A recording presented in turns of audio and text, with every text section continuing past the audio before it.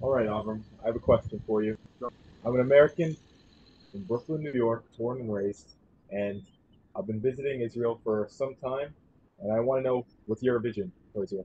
My vision is to take the greatest practices of all the governments that have known throughout history, including the American government and the Constitution, and the British, and the ideas of independence and self-autonomy and individual rights and a Bill of Rights, all these great ideas, and to edit them into the greatest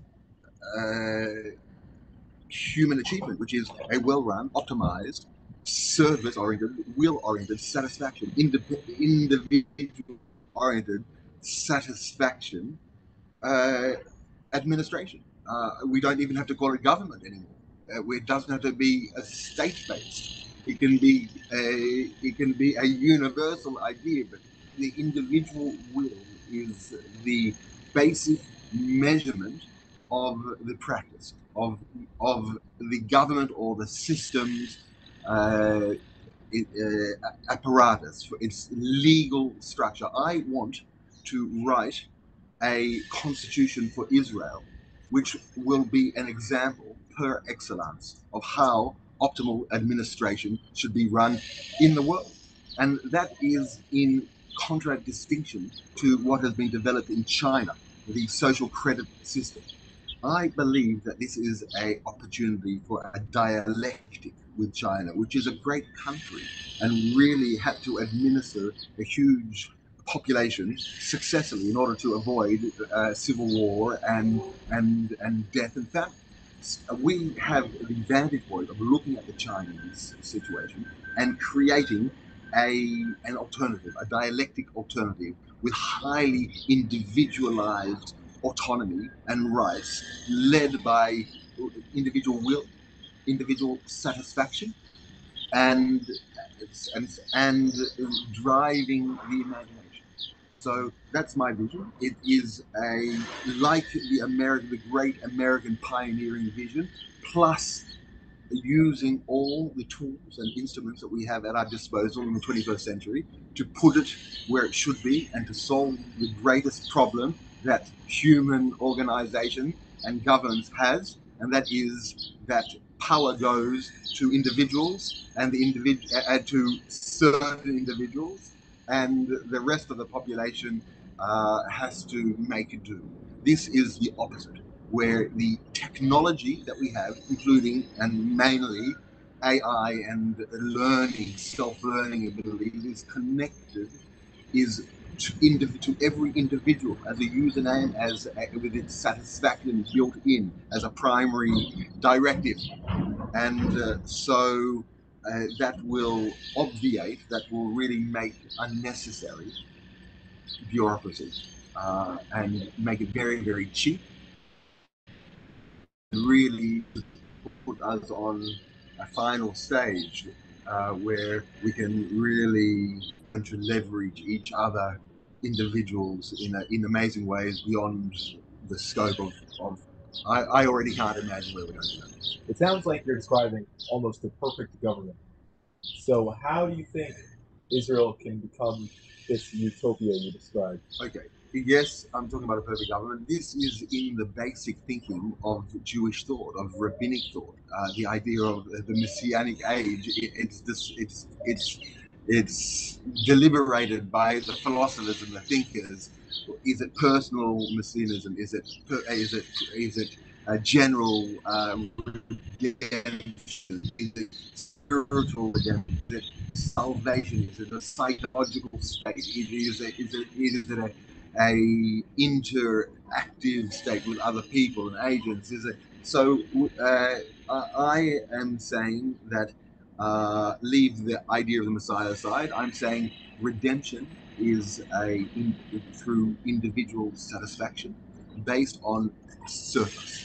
When we have everything we need and we are not hungry and we're not in our survivalist mode to dog eat dog, but we're in a situation of satisfaction. We need to be able to start producing and being contained and collaborating and being creative. And I believe that's a natural position of people that they'll want to do, and then to create the framework where they can literally create with each other. How can Israel do that? Well, first of all, through the startup system, the startup nation, small groups of people were doing that.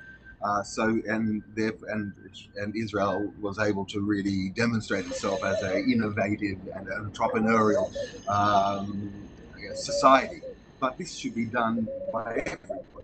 Everyone should be entrepreneurial in many ways, in some way, in what they want. It doesn't have to be big, it doesn't have to be small, but they should be encouraged to want, every individual, to want beyond what they're taught and what beyond what they're trained, how they're disciplined. They should be trained to pray for things that they individually want, and then to be encouraged to work on what they want, because that is the basis of the human spirit, of our imagination, of our wishes. It is actually a very Jewish idea in the prayers, the 18 benedictions, where there is a term, a phraseology that we should for God to listen to our individual prayers. In other words, humanity must pray, must want, and the idea of the divine is to be attentive to our individual wants. Now, if we can make a surgical intervention here with advanced instruments to be able to achieve what I want in our prayers to the divine, I believe this is a good approach. Israel has the psychological apparatus, the culture of prayer, of instruments, of measurements. In our culture, in our thinking, in our philosophy, in our literature, in the Bible, we have these ideas. So we should be an avant-garde, an advanced guard in discovering the optimal administrative apparatus and testing it and improving and ensuring that it works very, very well and that we're a happy nation, and then we can export it. That's beautiful. And how do you plan on implementing this specifically?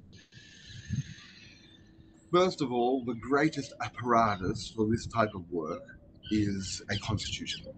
It happens every 50 years, 100 years, 200 years. The American Constitution has been around for 250 years. It is already being degraded because there are new rights which are appearing all the time that the American Constitution isn't able to guarantee. And therefore, it causes a lot of legal problems and competition of fighting and cynical use and abuse of the legal structures for one person's advantage over the other.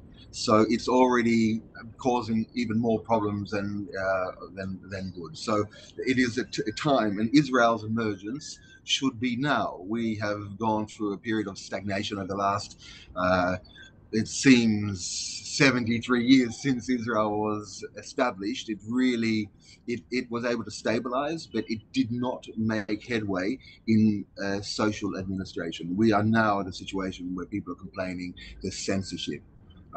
People's voices are not being heard, that there is dissatisfaction. The government is a station for taxation and for grabbing people's money and their knowledge and their instruments and using it for their own self purposes. This is all bureaucracies. This is not only the Israeli bureaucracy. The Israeli bureaucracy is becoming a failure, and it's representing all modern Western bureaucracies. They are self-serving. They have better systems to replace them.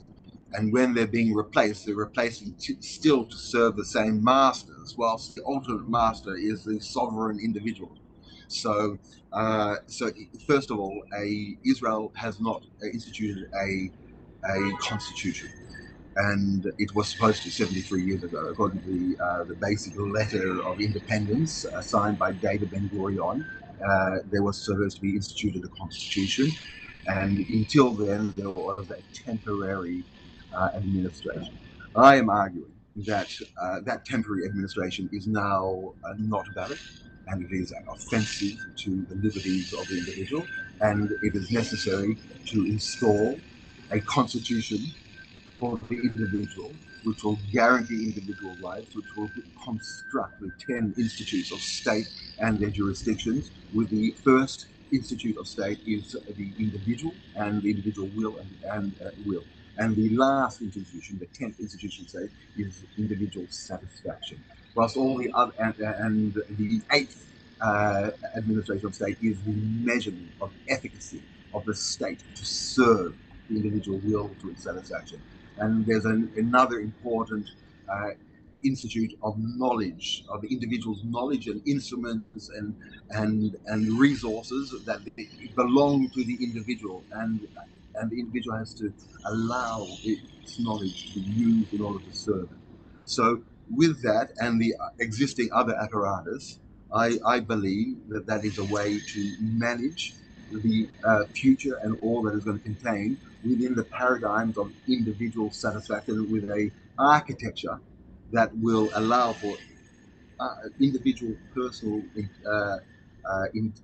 AI intelligence, a personal assistance, AI-driven personal assistance to cooperate with each other in an architecture protocol of AI personal assistance, which will share information according to an algorithm, and that will benefit, use data, will synthesize data, and will cross-reference huge amount of data for every individual personal requests, interests, satisfaction, and it will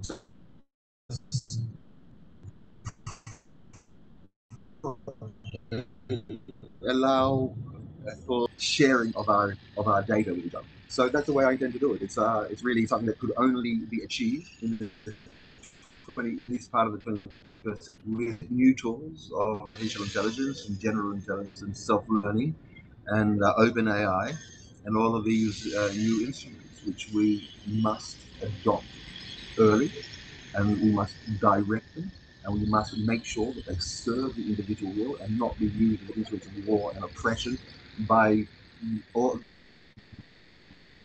governments, by large and powerful interests. Rather, they need to every individual as a staff for the vine of their imagination. Time is now. Time is now, and if not now, then when? And that there has not been a call for this to happen, to me, suggests that there is censorship.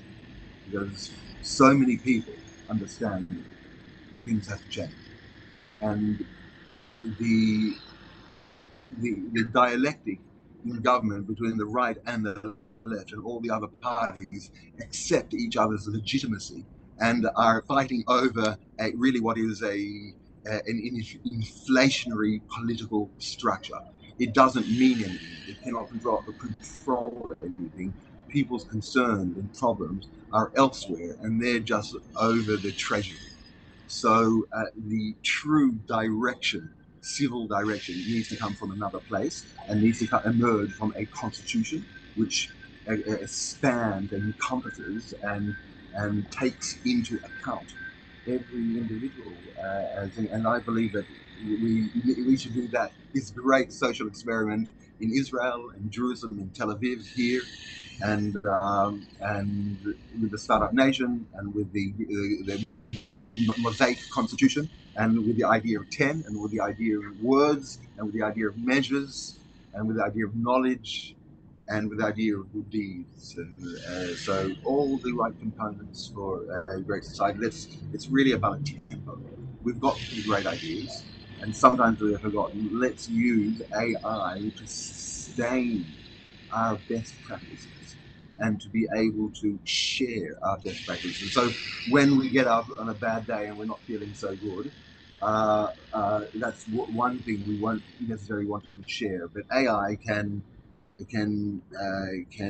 sustain the best practices of humanity, and even the relationship between the best practices. And if we can achieve that plateau and that scaffolding and climb up, and then use that and advance ourselves and our dynamics between ourselves, and I think that's a wonderful outcome.